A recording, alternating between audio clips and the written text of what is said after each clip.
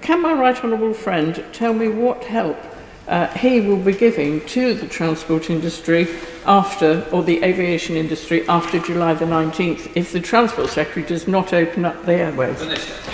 Travel has an impact beyond the sector itself, and the impact of reopening our cities as well. And we will continue to work with the sector to offer them support and flex our support as ever. But she mentioned weddings, and on the 21st of June, the restrictions on weddings were eased, which I was pleased to see. And it's now the number determined by how many the venue can safely accommodate with social distancing measures in place. And I'm looking forward to the day when those final social distancing measures can melt away.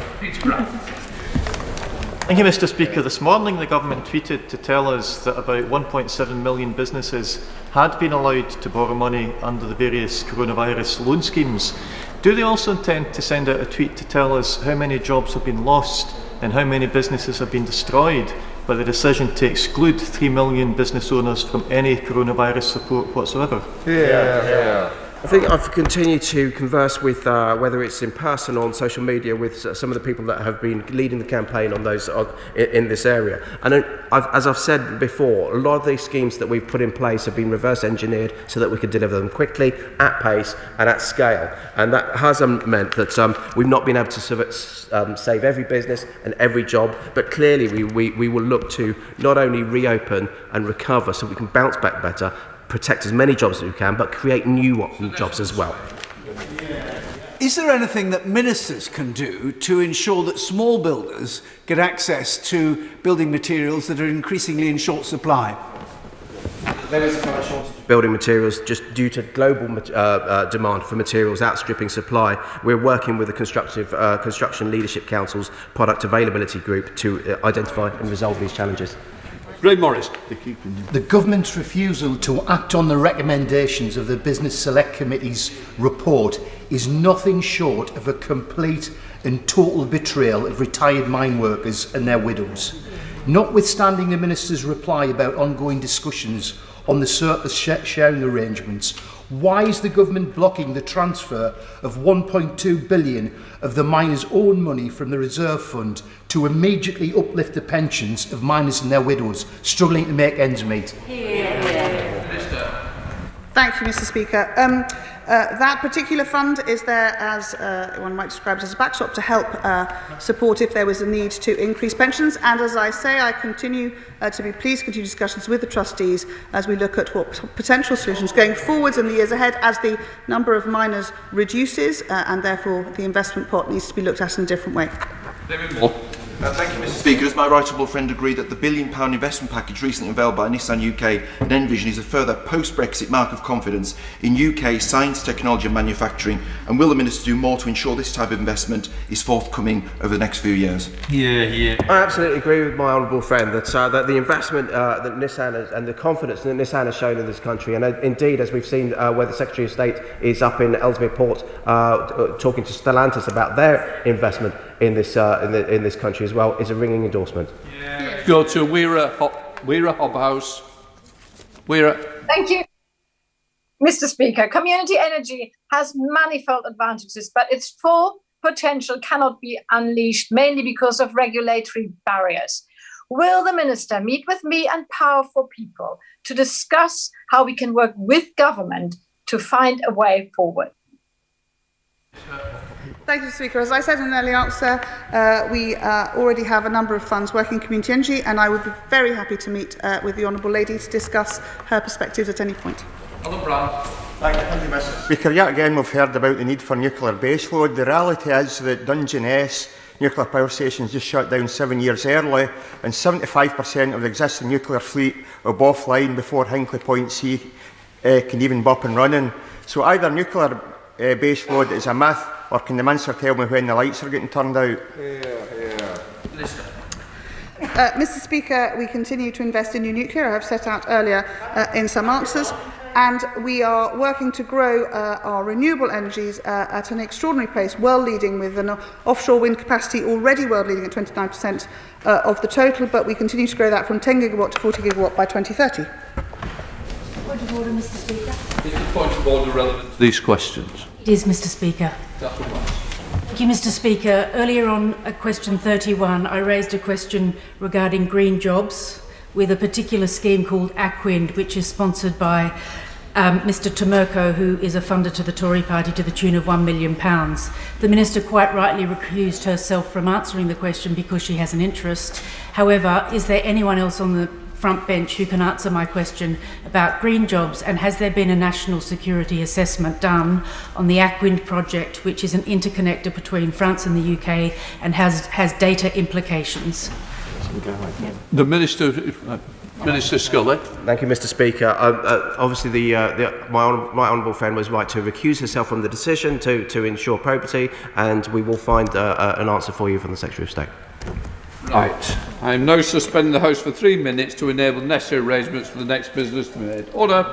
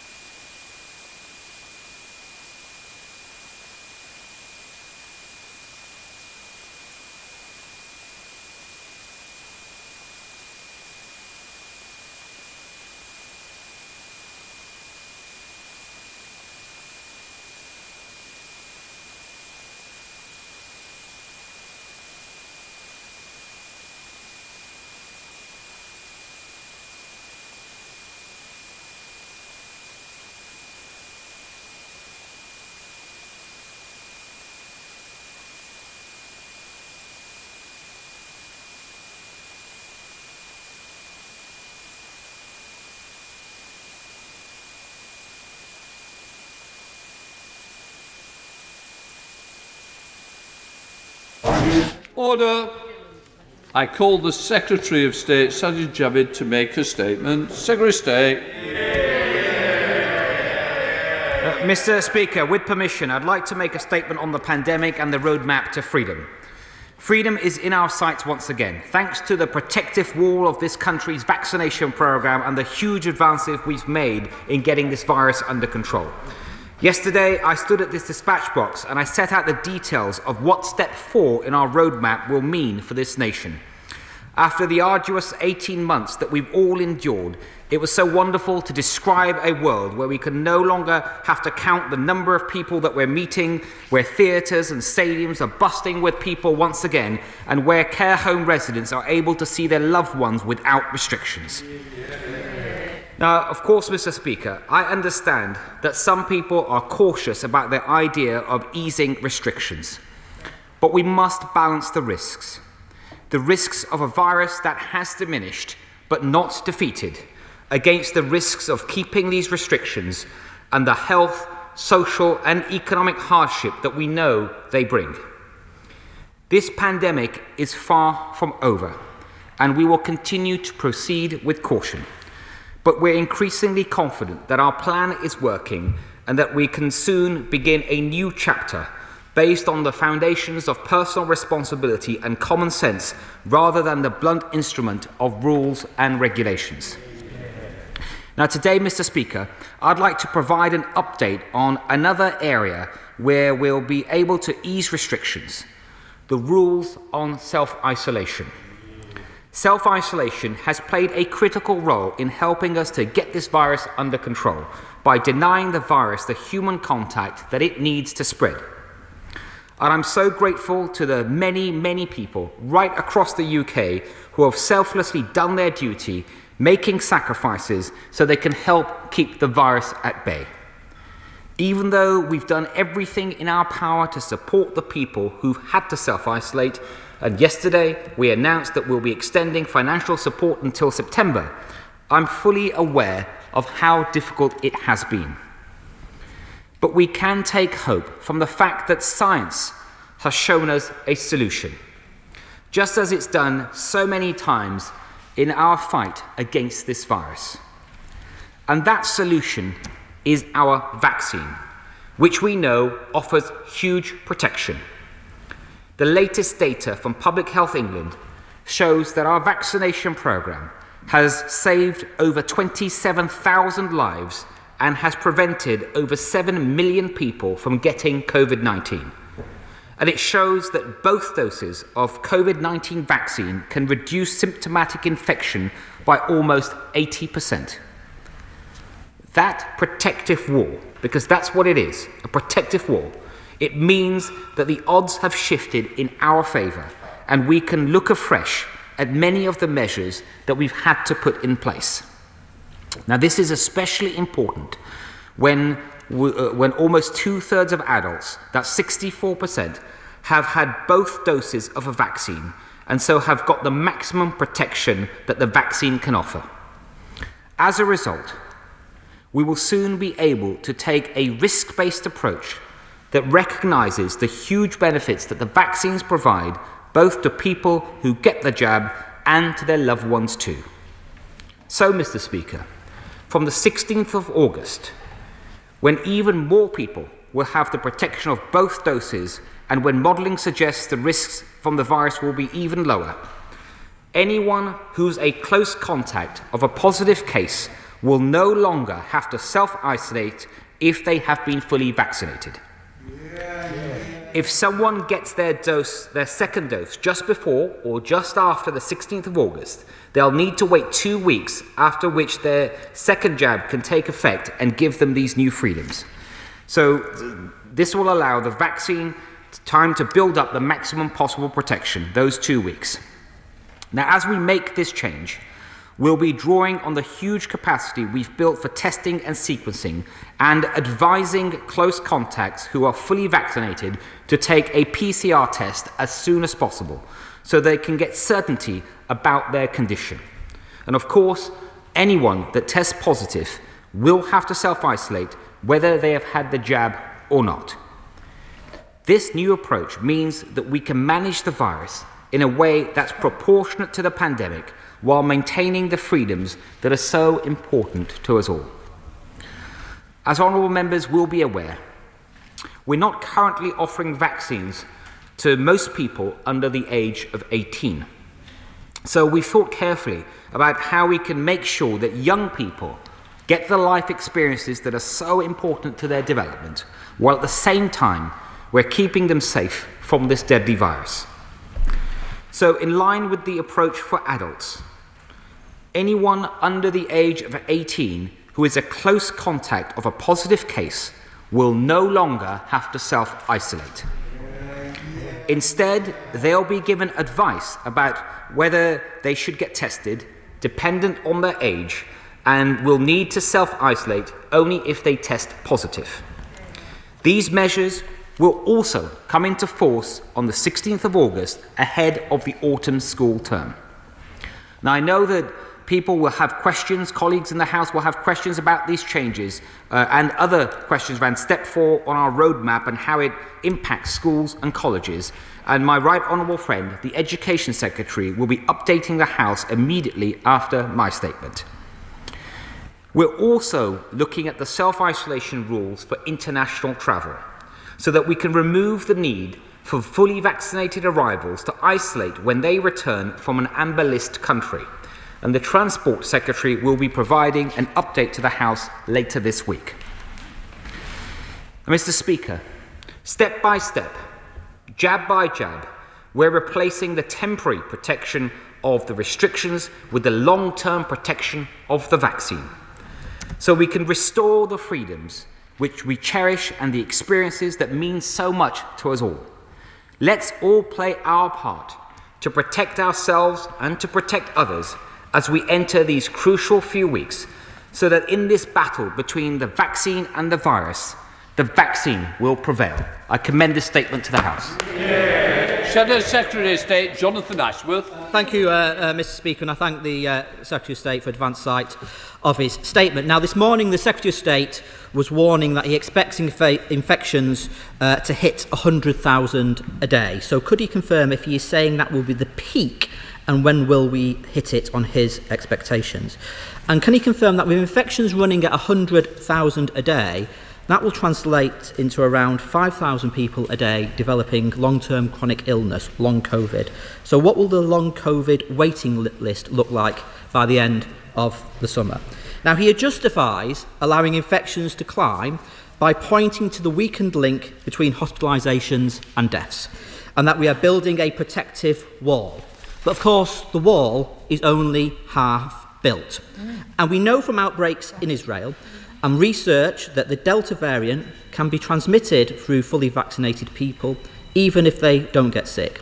And indeed, data in the last 24 hours or so from the Ministry of Health from Israel points to the Pfizer vaccine being just 64% effective at stopping symptomatic and asymptomatic transmission of the Delta variant. So sadly, being double jabbed means you are still a risk to others. And yet he's releasing controls on transmissions at the time when infections are rising, and then hospitalisations will rise as well, given we know what he's doing.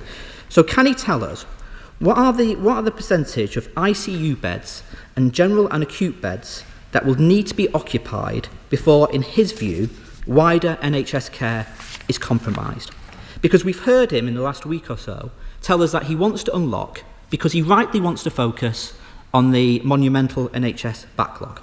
But the rising hospital admissions that are baked into the plan, into the path that he has chosen, will mean operations cancelled, treatments delayed, and waiting times increasing.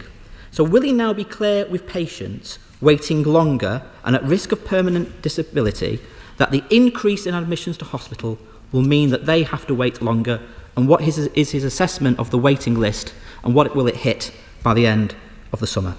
Now, I understand the rationale for his announcement today, but I've got to tell him again that the biggest barrier to an effective isolation policy hasn't been the inconvenience, but the lack of financial incentive to stay home. And if we are going to live with this virus, the days of people soldiering on when unwell are over.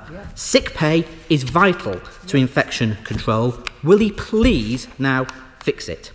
Now, getting back to normal, which we all want to do, depends on people feeling safe. So does he appreciate that those who are immunocompromised, or for whom the vaccination is less effective, will have their freedoms curtailed by ditching masks on public transport? Blood Cancer UK yesterday warned that people with blood cancer will feel like their freedoms have been taken away when mask wearing lifts. What's his message to those with blood cancer? And it's not good enough to simply say travel or go to the shops at less busy times.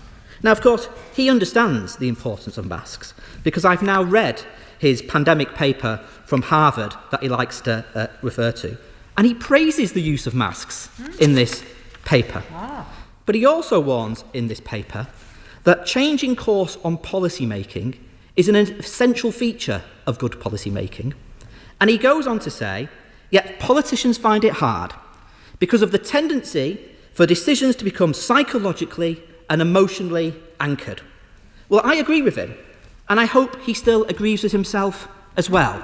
So let's have a U-turn on mask wearing. Yes, let's have freedom, but not a high-risk free for all. Keep masks for now, fix sick pay, and let's unlock in a safe and sustainable way.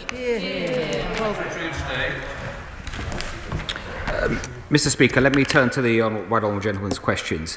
First of all, he asked about infections, and as I said yesterday from this dispatch box, that we do expect for the time being infections to continue rising for the reasons I set out yesterday. By July the 19th, the point when we enter into step 4, the advice that we receive and the modelling suggests they could be as high as 50,000, to double what they are now on a daily basis. And as the right honourable gentleman said, that beyond that, that we believe they will continue rising as the modelling goes out further. It's less certain, but they could go as high as 100,000. I've been very upfront about that. But what I've also been very clear about, the reason that we can make the decisions that we've made and set out yesterday, and the decision I just announced today on self-isolation rules for those that are double vaccinated if they come into contact with someone that is infected. The reason we can do this is because of the vaccine. The vaccine has been our wall of defence. Jab by jab, brick by brick, we have been building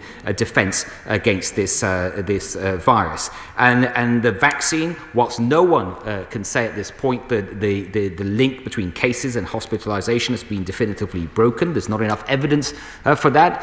What there is enough evidence for is to show us that the link between cases and hospitalisation and deaths has been severely weakened. And the honourable gentleman has asked about how many hospitalisations there have been or there may be.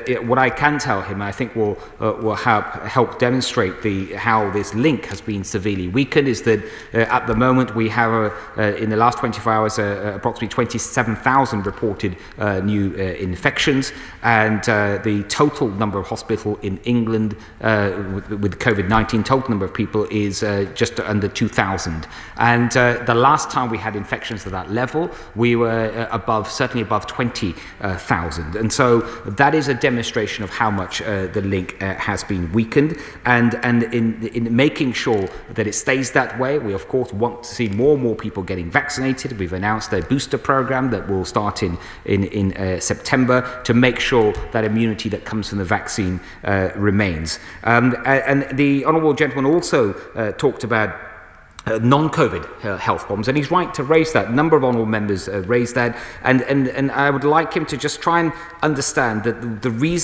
one of the reasons we have so many people that wanted to go to the NHS with non-COVID health problems, such as cancer and heart disease and mental health problems, but they were prevented, was because of the restrictions that we had in place, and how that prevented and how that impacted. Those restrictions caused many of those problems. If the honourable gentleman thinks about the mental health problems that have been caused, for example, by those restrictions. And so if we want to start dealing with those non-COVID health problems, then we have to start easing and moving away from these restrictions because of the protection the vaccine has provided us. And he, as the shadow health secretary, he should be just as concerned as I am about non-COVID health problems as he is with COVID health problems. And then the right honourable gentleman also asked me about the immunosuppressed, and again, he and and other colleagues that have raised it. They're absolutely right to raise this issue. The vaccines are there to protect everyone, and including many of those people that are immunosuppressed that can take vaccines, but also for those who can't take vaccines, the fact that the rest of us do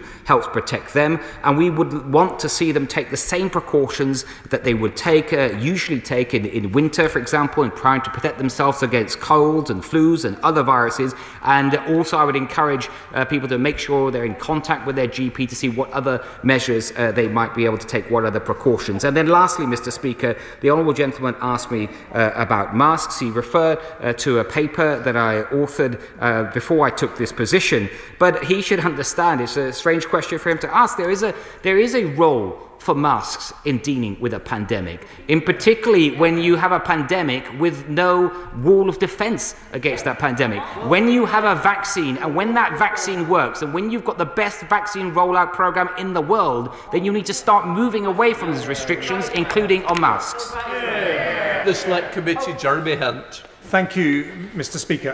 One of those other illnesses, apart from COVID, that has been very badly affected by the pandemic is cancer. And my right honourable friend will know that last year 40,000 fewer people started cancer treatment, which will sadly lead to a number of preventable deaths. So will he be looking at the workforce required to deal with the cancer backlog? Will he also look at the capital requirements of many hospitals, including in my own area, the Royal Surrey County Hospital, trying to build a cancer institute, but many of my honourable friends and honourable members will have similar stories. And can I make him a bold and generous offer to come in front of the Select Committee in September to talk about those plans? He can come for a couple of hours, but we do up to 7 hours, should he so wish. Mr. Speaker, my right honourable friend is absolutely right to raise the issues of cancer, and of course it is a huge priority for this government. I've just mentioned, Mr. Speaker, earlier that how sadly, because of the rules that we've had in place now for well over a year, there are many people that would have come forward to the NHS with cancer or suspected cancer, and they have not been seen, and that has really built up a terrible problem, and that is an absolute priority for me to tackle with workforce, with capital, and of course I look forward to coming and sitting in front of his Select Committee. I'm not sure about the 7 hours. I'd hope he'll be a bit more lenient on me than that, but I do look forward to it. We now go to SNP spokesperson Martin Day. Martin. Thank you, Mr. Speaker.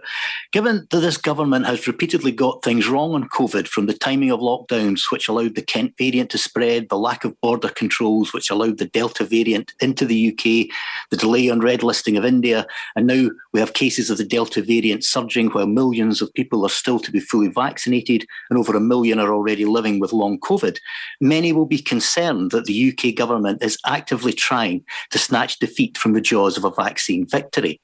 What confidence can the public have that the latest round of measures, abandoning all restrictions, is not another reckless gamble in the face of an increasing transmission? In a poll by New Scientist, a majority of disease experts said that some form of mask wearing would be required until 2022, and others thought 2023 or later was the correct time to lift mask requirements, then agreed with the government's position of ending the requirements this year. Can the Minister, for the sake of clarity and honesty, confirm that the UK government has stopped listening to the science on its COVID policy? Tragically, we have 150,000 people dead already, and the Prime Minister has said we must reconcile ourselves, sadly, to more deaths from COVID. So perhaps the Secretary can enlighten us as to how many more deaths the UK government thinks are acceptable.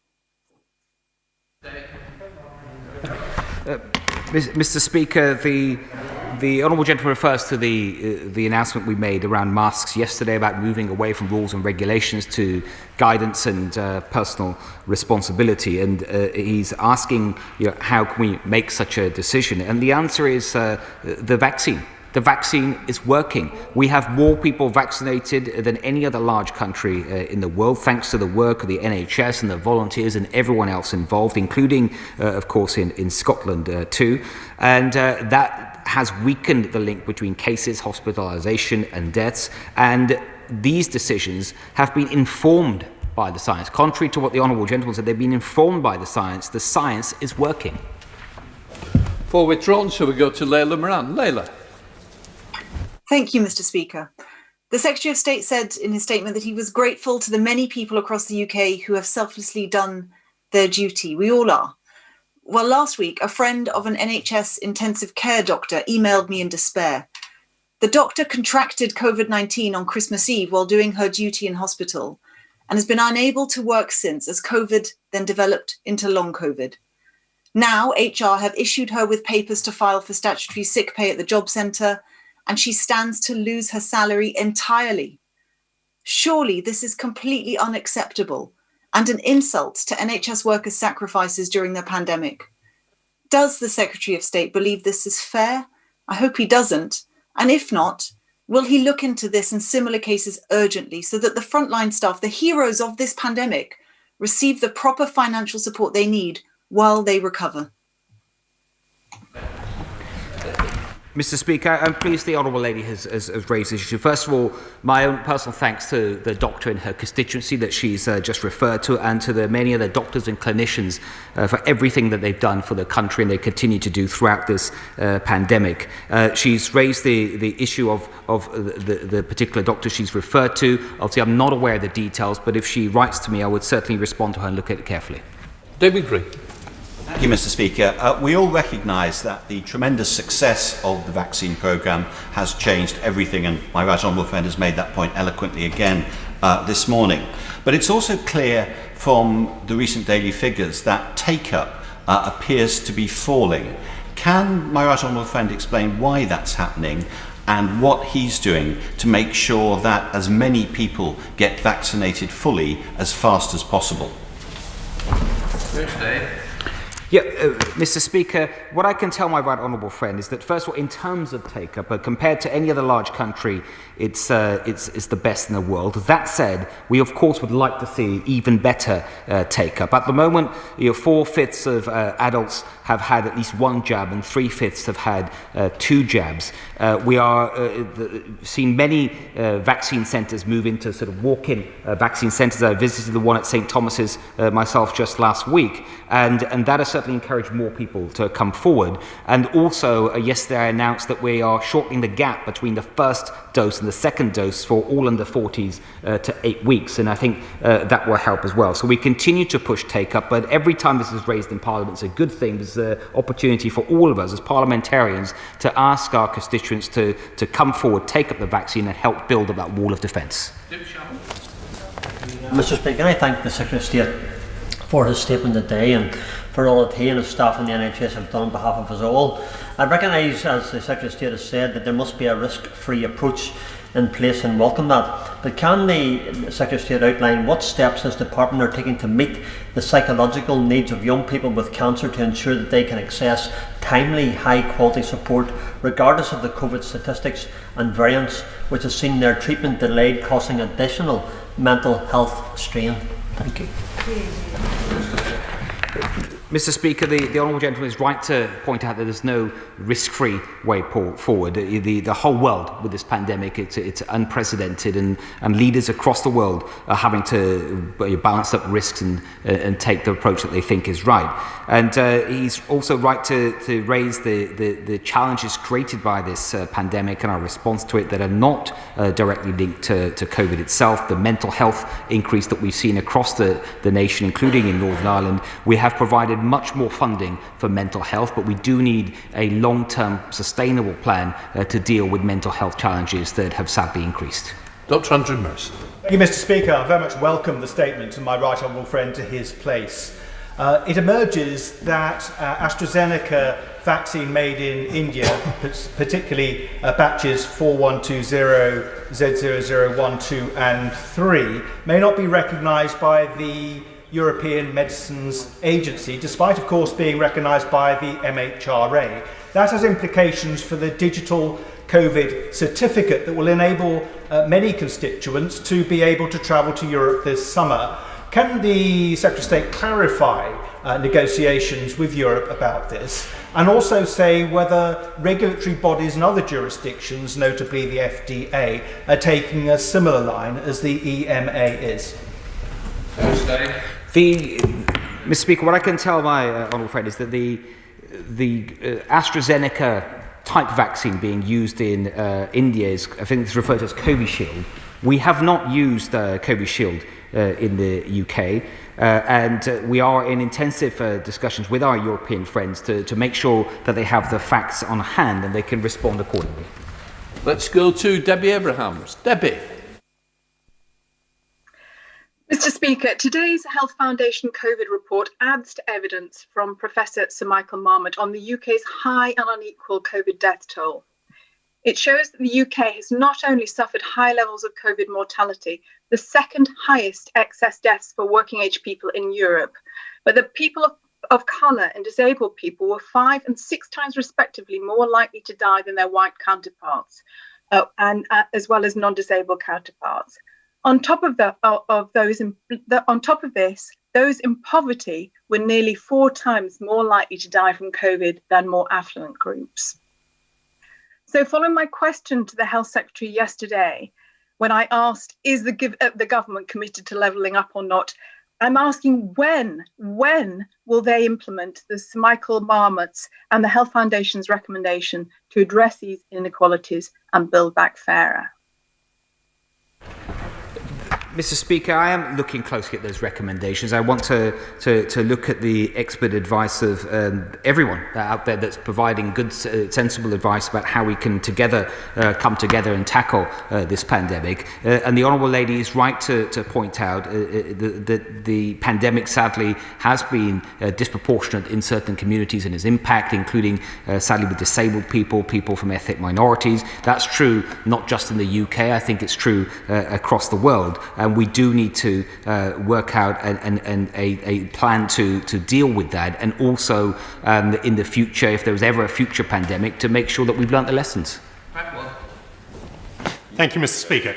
Clearly, our protection against further waves of the virus depends on uptake of the vaccines.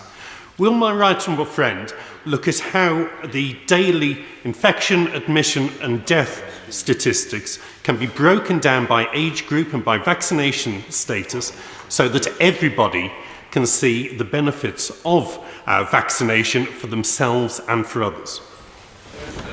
Yes, Mr. Speaker, the vaccines are our wall of protection. That is what is allowing us to make the decisions that we have to restore our freedoms and continue down that road. And I think providing more information, more detail on the take-up, especially by age group and locality, can be helpful. Let's go to Tulip Sadiq. Tulip. Thank you, Mr. Speaker. The flu season we've just been through was the mildest on record, thanks in no small part to the fact that we've all been wearing masks to protect against coronavirus. Public Health England has warned that we could see a flu surge in winter, as we haven't had much recent exposure and therefore immunity to other respiratory viruses. What is the Secretary of State doing to prepare for this? And does he agree that we should keep masks compulsory in public transport to keep COVID cases down and prepare for flu season?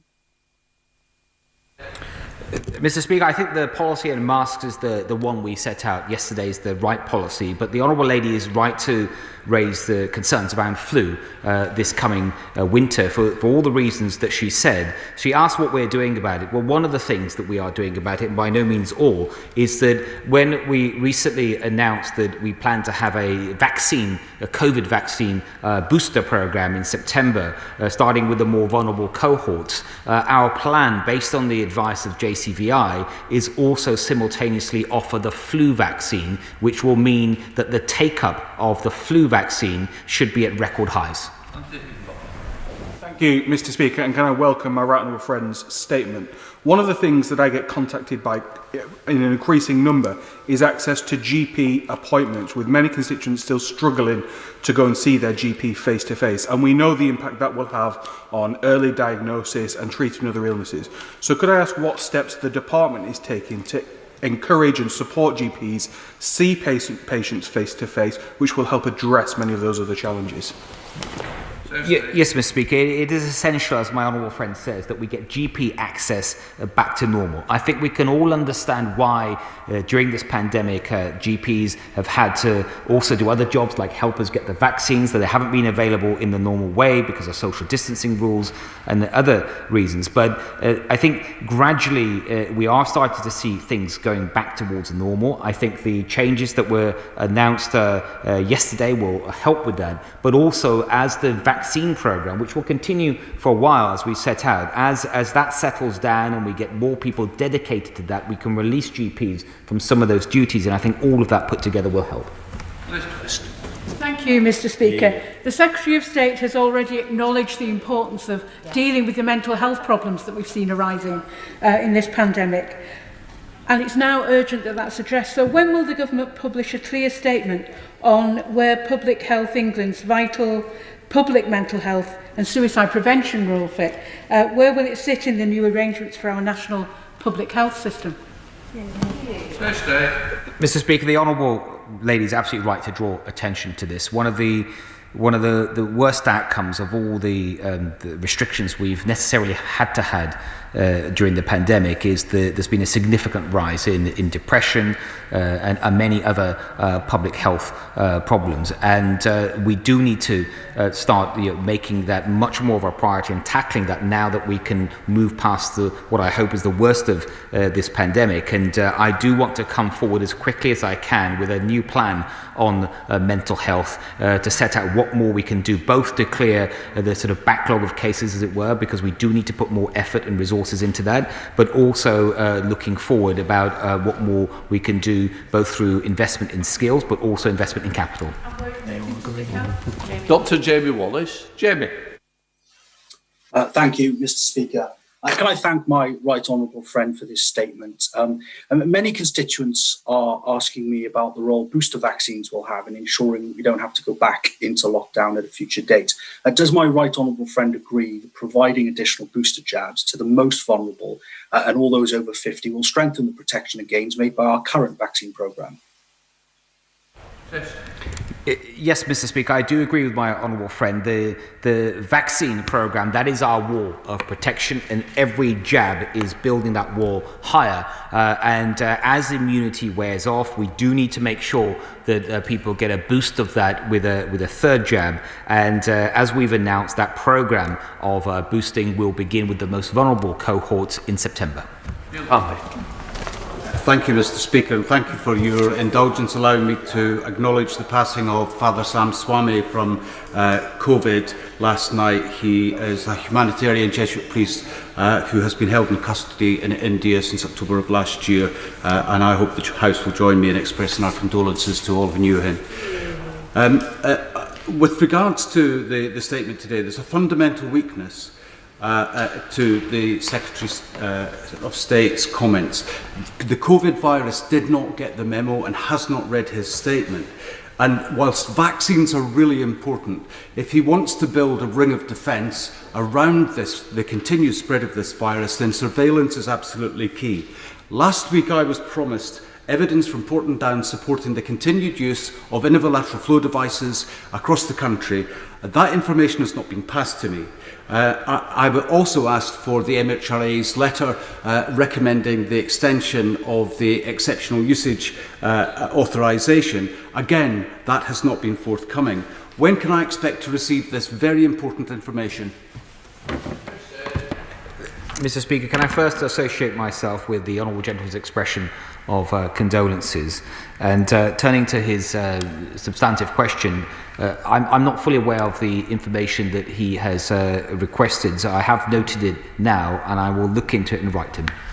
Let's go to Gagan Mahindra. Gagan.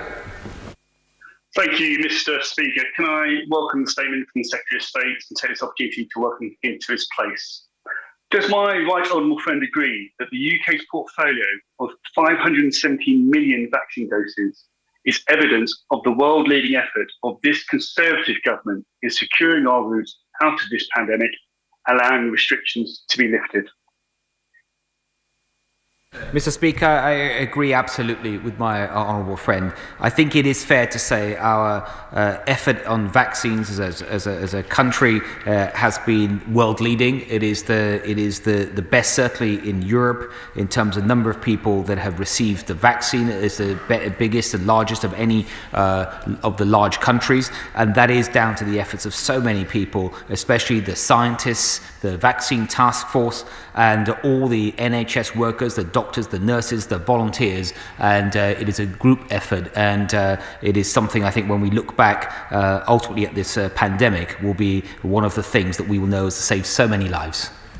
Thank you, Mr. Speaker. Some experts are warning that easing COVID restrictions too quickly could contribute to the emergence of a new, more dangerous variant which may well be resistant to the vaccine. Can the Secretary of State inform the House of any contingency planning by his department or the UK Government about how the UK Government will cope in the event of such an alarming eventuality?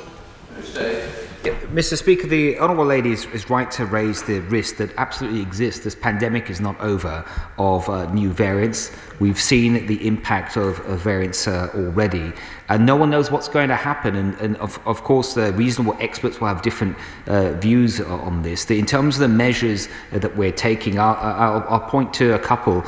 We are keeping border controls in place. Yes, we are making some proportionate and balanced changes, but border controls are staying in place. We are keeping the test, track and isolate policy in place. Again, some sensible changes being made, but through that policy and the huge amount of tests that will still be done, with our genome sequencing program being the best in the world, the largest in the world, it will allow us to detect any changes in the virus sooner than perhaps other countries. And then lastly, the team, both in my department, in Public Health England, the Chief Medical Officer, they're very much aware of this issue. It's not just an issue for us about new variants, it's an issue around the world, and we'll continue to work with our international partners. Let's go to Henry Smith. Henry. Thank you very much, Mr. Speaker. The UK's world-leading COVID-19 vaccination programme has been phenomenal, but unfortunately there are some immunosuppressed and immunocompromised, such as people with blood cancer, for whom the efficacy of the vaccine is nearly as effective. Can I have a commitment from my right honourable friend, the Health Secretary, that those who fall into that category will be properly informed and advised by the NHS as to how to protect themselves better? Yes, Mr. Speaker, I can give my honourable friend that assurance, and he's absolutely right to raise this. And as we go forward with our plans and develop those plans, we are absolutely thinking about all those more vulnerable cohorts and the impact that it may have on them. And that is why when we set out the details of Step 4 regarding those that are immunosuppressed, there will be new guidance, and it will be something that GPs can use in working with those patients. Thank you very much, Mr. Speaker. It's clear from comments made by the Chief Medical Officer, the Prime Minister and the Secretary of State over the last 24 hours that it is their view that it is better to have a third wave of COVID now than it is in the winter when the NHS is struggling. So could the Secretary of State please confirm explicitly whether that is the policy aim of the government? And if so, could he confirm how many excess deaths and additional cases of long COVID officials estimate that third wave will result in? Mr. Speaker, no one wants another wave of COVID cases, and as the Honourable Lady would have heard, what is different this time, as we do see, sadly, cases rise, is the vaccine. The link between the case numbers and hospitalisation numbers has been severely weakened, as I've set out in the House, to the House in quite some detail, and that is what matters. Sir David. My right honourable friend's appointment as Health Secretary and his sensible statement today further easing restrictions. But following on from previous points of colleagues, would my right honourable friend confirm to Southend residents that the booster vaccine will be available this winter and that enough centres will remain open to efficiently administer it? Mr. Speaker, I'm very happy to confirm that to my right honourable friend that the booster programme, which will start in September, we still have to get the final advice from JCVI on exactly how it's going to work, but it will be throughout the United Kingdom, and that of course includes his constituents in Southend. Catherine West. Speaker, parents in my constituency have been in touch regarding ventilation in their children's school. What advice will health officials give to the DfE about putting ventilation into schools and paying for extra measures, which might mean that children can stay in school longer without the fear of transmission of COVID, and that staff will be protected as well? Mr. Speaker, another very good question, and the Education Secretary will be speaking right after me about some of the changes that we're making and how it will affect schools and school settings. And when it comes to ventilation, there has been, during the course of this pandemic, more funding to schools to make certain adjustments, and I think that kind of support will continue, but also I think some of the measures that we're announcing today will help with schools and school children. Thank you, Mr. Speaker. I'll start by welcoming my right honourable friend's statement. Earlier today, I spoke with the fantastic Chief Executive of one of our local NHS trusts in Stoke-on-Trent, Tracy Bullock, who oversees the Royal Stoke University Hospital. Tracy's told me there has been a significant increase in emergency department attendances above those usually seen in winter. So can my right honourable friend outline what additional resources can be given to help our NHS get on top of this, because winter is coming? Mr. Speaker, my honourable friend will know that the reason that across the country we've seen an increase in demand for A&E is because many people haven't been able to go forward to their GPs in the usual way, and quite understandably, when a problem they have gets to a point which in normal circumstances should not have had to reach, they go to A&E. And that is what I mean, Mr. Speaker, when I talked earlier at this dispatch box about the backlog of cases. I've mentioned yesterday we believe that some 7 million people that would have in normal circumstances come forward to the NHS either through their GP or otherwise, that did not because of the rules and restrictions around the pandemic. And now as we ease those restrictions, that's going to make a big difference. Let's go to Florence Eshalomi. Florence. Thank you, Mr. Speaker. Over a quarter of my Vauxhall constituents are aged between 20 and 29, and many of them have not had a chance to come forward for their second vaccine. And obviously this lockdown will ease again in 2 weeks' time. The Secretary of State has this morning confirmed that numbers are expected to go up after July the 19th. And he will be aware that it's still the case that a number of young people, 1 in 8, are still vaccine hesitancy. We know that there's no link between cases and hospitalisation, and that link isn't breaking, and young people are fearful of getting long COVID. Can the Minister inform the House what specific resources are being made available through the NHS for those suffering with long COVID? Well, Mr. Speaker, I mean, first of all, throughout this pandemic, the government has made, I think, over £90 billion more available to deal with the consequences of the pandemic, and much of that has gone to the NHS and to other parts of the healthcare system, and that is helping in every aspect, but including with those sadly suffering with long COVID. In terms of younger people, the Honourable Lady will know that first of all, younger people are less affected. They are affected, of course, by this virus. No one can pretend otherwise, but they're less affected, less impacted by older people in their communities, and that's why that's been the priority in vaccination programs. But now, with the July 19th date, one of the reasons that date was set is that it allows everyone, every adult, to get their first jab, and also the reason I announced the decision yesterday, which was to shorten the time period from 12 weeks to 8 weeks between jabs, was that some more people, including all the younger people that she's referred to, can get the full protection of a double dose by September. Stephen Hammond.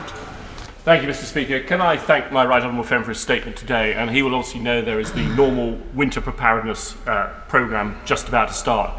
Could he confirm whether or not he will examine the medical evidence for vaccinating people under the age of 18 as part of this year's programme, and what extra measures he might be putting in place with social care and discharge, so that the beds that normally increase, the pressure on beds normally increases, will be taken care of this winter?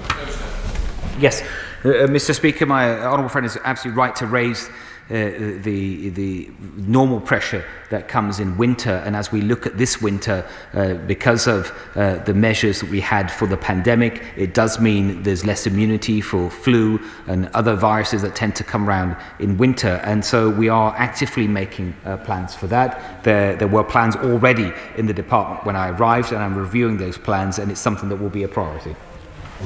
Matt Weston. Thank you, Mr. Speaker. The Secretary of State quite rightly last week stated that he was looking at the numbers very carefully immediately after being appointed. He'll have looked at Japan and Korea, no doubt. Well, he'll have seen that the death rates are something like 2% or 5% of the UK death rate. Case rates are currently 8 or 9 per 100,000 in Korea and Japan. Yet they are still wearing masks, mandating to wear masks, certainly in Korea. What does the Secretary of State think, in the light of that, we should be doing? Because clearly they're having success. Mr. Speaker, we all know that the impact of this terrible virus has been very different across the world. The honourable gentleman has talked about countries in the Far East. The impact if you look at in South America or India or in Europe, it's very different. And I don't think you can simply draw a conclusion that the reason for that difference is the policy on masks. The reason why, the primary reason we were able to announce what we did yesterday in terms of the step 4 measures is the vaccine. And if the Honourable Gentleman looks at the countries he mentioned, particularly Japan, he'll see that their vaccination rates are a lot lower than the rates that we have, and that will partly explain why they may be taking a different approach in how they're tackling the vaccine, the pandemic at this point. Thank you, Mr. Speaker. Can I congratulate my right honourable friend on his new role, and I warmly welcome his statements about the importance of addressing non-COVID health issues. Sadly, for the last 17 months, our children have been not seen and not heard, and I know from my own children and those of my constituents the devastating impact that lockdowns have had on the well-being of our children and young people. So can my right honourable friend set out what measures he is taking as we return to normal to focus on the physical and mental health of our young people and make sure that the anxiety and the physical inactivity of the pandemic is not leaving permanent scars? My honourable friend is absolutely right to raise this, Mr. Speaker, and sadly, because of the necessary measures that we've had to take, the impact on children has been immense in the negative ways that she's just set out. And she will know, just from my own research that I did before coming back into government, we've seen, for example, a huge rise in reports of child abuse. And the reporting, for example, to the NSPCC's Childline has rocketed during the course of the pandemic, and that is a direct cause of children not being in school, not having enough people to report that kind of activity to. And so we need to absolutely respond to that. And in terms of the measures, what I hope and what I know, and the Education Secretary will have more to say about this in a moment, the measures that we've already announced between yesterday and the measures today, I think will make a dramatic difference to children's well-being. Let's go to Charlotte Littles. Charlotte. Thank you, Mr. Speaker. The pandemic is not over, and learning to live with the virus means putting in place measures to reduce risk. Flamefast, based in Woolston Grange in Warrington North, manufactures CO2 monitors, which alongside measures such as air filtration and improved ventilation can help to dramatically reduce the risk of indoor transmission of the virus. So why has the Secretary of State ignored calls from the Labour Party to put in place measures such as air filtration, improved ventilation and CO2 monitoring to reduce the risk in indoor confined spaces, particularly in hospitals and care homes for the most vulnerable in our communities, which could help to save lives and to give a vital boost to our manufacturing sectors? Mr. Speaker, I think it's not right for the Honourable Lady to suggest that the government has ignored the need to combat this virus with better air filtration, with better ventilation. A lot of the funding the government has provided during the course of this pandemic, so for example, extra funding to care home providers, has been there precisely to introduce and help fund some of these measures. Thank you, Mr. Speaker, and I welcome my right honourable friend to his new place. I know that he will share the view of many of my constituents in West Berkshire that we must do all we can to avoid another national lockdown. In the event that the vaccine efficacy should falter as we head into the winter months, say because of a new variant, could he set out what extra steps his department is taking to ensure that this winter won't be a repeat of last? Mr. Speaker, what I can tell my honourable friend is that one of the measures, just one that we are taking, is that we do have, so we have a huge number of tests that take place, over 500,000 a day, and that does give us a certain insight into how this virus is changing, if it is. And the genome sequencing resources that we have are the best in the world. We do almost half of the genome sequencing in the world, and that is fed directly to our scientists and our world-leading vaccine program and taken into account as we develop new vaccines. And the Honourable Lady knows about the booster program. I think the booster program will continue into next year, and who knows how long, but every time we have a booster, we will be doing everything we can to take into account changes in the virus itself. Let's go to Sir Tony Lloyd. Tony. And thank you, Mr. Speaker. The Health Secretary has already referred to the pressures on our GPs and our hospitals from non-COVID patients, and that, of course, is real. Most health professionals, doctors, nurses and others, have been double jabbed and regularly use at least the lateral flow test to ensure that they're not infected with COVID. But one of the local hospitals that affects my constituency, Fairfield, tells me that there are something like 30% of doctors who were not available recently because they'd been pinged, they'd come into contact, not surprisingly, with somebody with COVID. Not because they found they were infected, but because they then had to go and quarantine for that 10-day period. We do risk, Mr. Speaker, a build-up of cases which will increase the number of times our medical professionals are likely to find themselves pinged. Could the Secretary of State have a look at this and see if there's some way, at least for medical staff, of bringing forward that August date?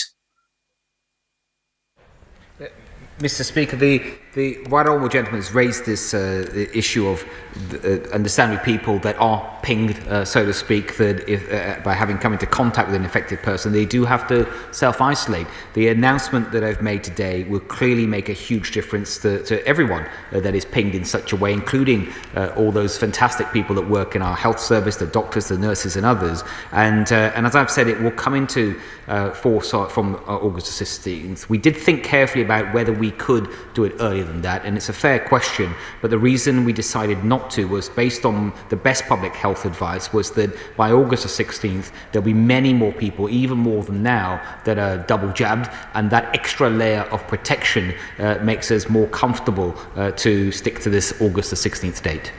Thank you, Mr. Speaker, and I welcome the Secretary of State's statement. Primary care has shouldered the brunt of the vaccine deployment, and many GP surgeries in Stoke-on-Trent South are not yet back at full capacity with general appointments. A number of my constituents have raised the difficulties of getting to see their GP, so will my right honourable friend do all he can to ensure primary care services are able to fully recover? Well said.